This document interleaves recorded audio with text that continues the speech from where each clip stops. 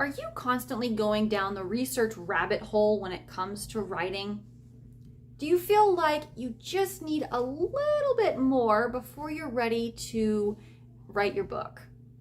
Whenever you're in the writing process, do you keep pausing to go and research and then never really actually making progress with your book? I'm Katelyn Silva, and I work with Christian mompreneurs to help them get clarity on their book idea, confidently write and publish a bestseller, and use it as a business tool so they can create legacy, authority, and impact through their book. I published my first book about 7 years ago amidst college classes, working full-time, having babies at home, after several years of struggling and having it on the back burner. And let me tell you, I understand the research rabbit hole. I want to give you a tip today on how to use research in a way to craft your book into a masterpiece, as opposed to getting stuck down the rabbit hole that never really ends. What you can do is approach your research in a very systemized kind of way, and maybe you're not a systemized person, and that's okay. But what you can do is give yourself either a separate page of your notebook or a file in your computer where you designate that exact spot for any research that you need. If you need to look up a certain topic, get a statistic, look up a graph, or just get a little bit more information on something you're sharing about in your book, that's fine, that's great. Go and look into the information, get what you need, and grab the link to the article or to the graphic or wherever the resource is that you found. Write that down in your notebook or in your little file. You can either just copy and paste the link, or you can write down the title of the article or the book if it's a book that you're using, or whatever that is. But just write a reference down in your research area.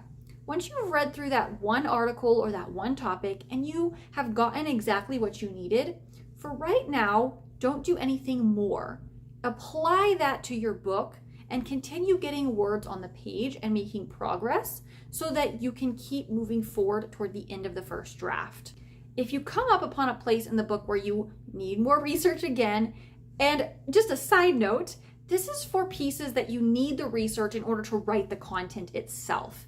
If it's light areas that you could just add in later, or that maybe just need a little bit more fleshing out in detail, I would also give you a bonus tip to give yourself a little side note, maybe a little bracket in that area or a comment in the sidelines to say, come back to this later and fill in more details after some research. So this is for research topics that you need to have the information in order to keep making the progress and getting words on the page. So to be clear.